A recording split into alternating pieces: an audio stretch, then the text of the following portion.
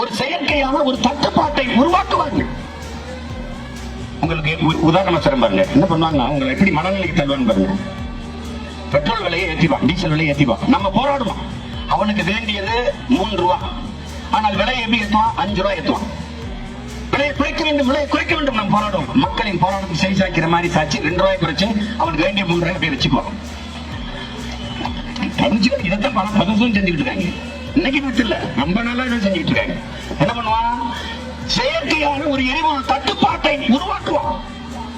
நீ அவசரமா அலுவலகம் கிளம்பிட்டு இருப்ப, எரிபொருள் இருக்காது. ஒவ்வொரு எரிபொருள் வங்கியா போய் கேட்ப, ஸ்டாக் நெய்யே, ஸ்டாக் இல்லை, ஸ்டாக் இல்லை, இங்க இல்ல, கையாட்டிட்டே இருப்பான். நீ அடுத்த பெட்ரோல் இப்படி போயிட்டே இருப்ப. எங்கேயாவது போய் ஒரு லிட்டர் பெட்ரோல் 200 ரூபாய் போட்டு தொலையா அப்படின்ப. உன்னை அந்த மனநிலைக்கு தள்ளிப்பான். எவ்வளவு இருந்தாலும் பரவாயில்ல, 1 லிட்டர் கொடுத்துரு, அந்த நிலைக்கு தள்ளிடுவான்.